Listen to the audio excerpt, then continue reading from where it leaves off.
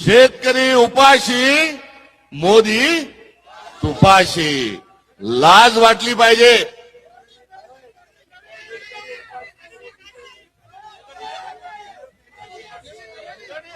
शेतकरी उपाशी, फडणवीस मोदी तुपाशी.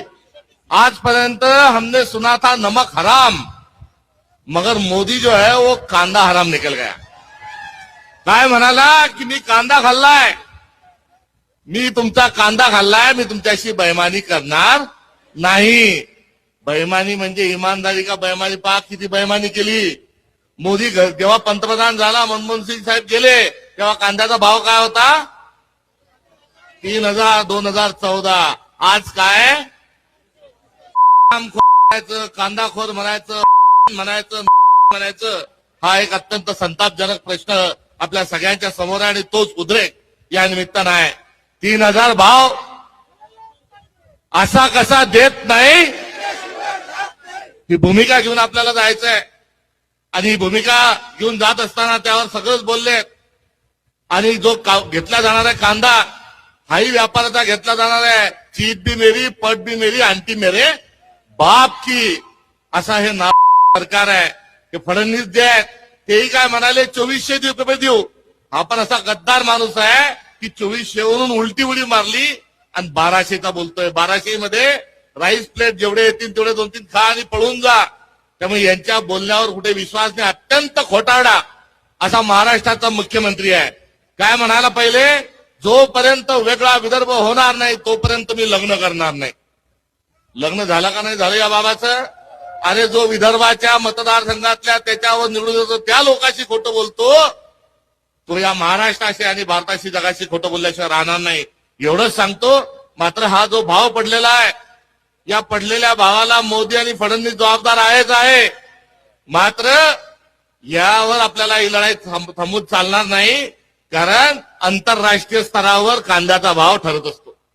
बांगलादेशाने कांदा बांगलादेश द्या म्हणत होता, मोदीने एकदम खटक्यात पाडला. आणि खटका पाडला, बटन जसं बंद करतो, स्विच जसा बंद करतो तसा बंद केला. ती शेख हसीना बाई जी होती पंतप्रधान, ती खुशामता करायला लागली, गयावया करायला लागली.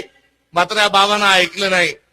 बांगलादेशानं काय केलं, भारत आपल्याला अडचणीत आणतो म्हणून त्यांनी इतर ठिकाणून कांदा घेतला.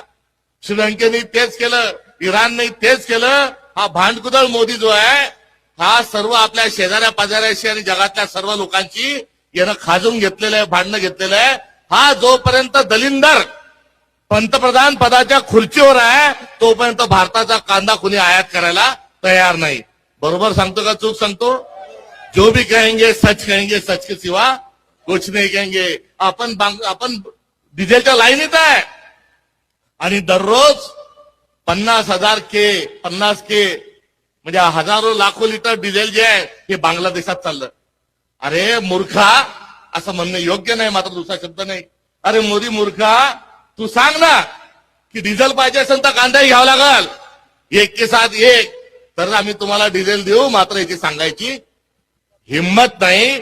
आंतरराष्ट्रीय सगळ्यांशी हा भांडला, आपला कांदा कोणी घ्यायला तयार नाही. याचं सोल्युशन काय, याचं औषध काय? ये सरदार निकम्मी है, ये सरकार बदलनी है. तर मोदी घरी गेल्याशिवाय चांगलं होणार नाही.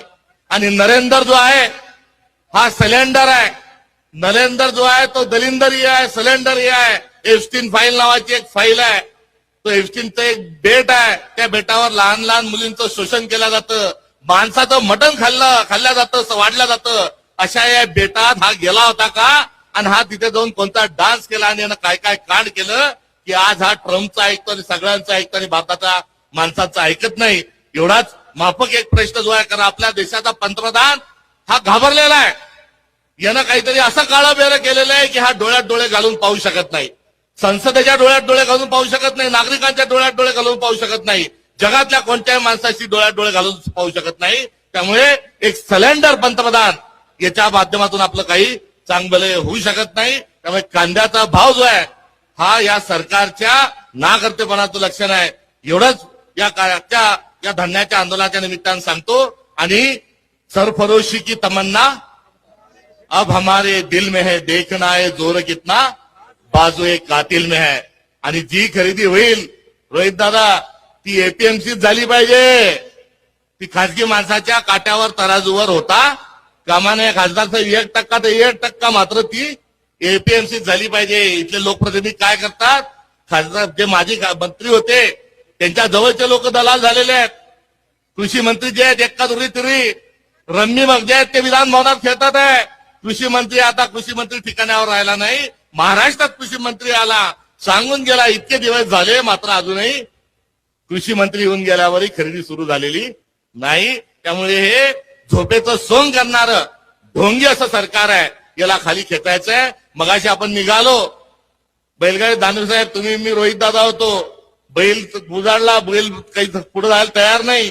बैलाचं म्हणणं हे होतं की इथं फाट्यावर मला कशाला आणता, तुम्ही बसा आणि दिल्लीला घेऊन जा आणि त्या मोदीला त्याला या बैलगाडीत बसून त्याला त्याची विल्हेवाट हिमालयामध्ये कुठेतरी लावा.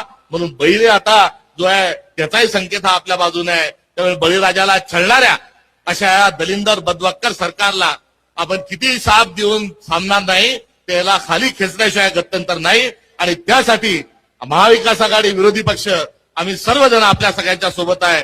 एवढंच माफक आपल्याला अभिवचन या कार्यक्रमाच्या निमित्ताने देतो. राहुल गांधींसारखा एक धडाडीचा बाणा असणारा माणूस न झुकता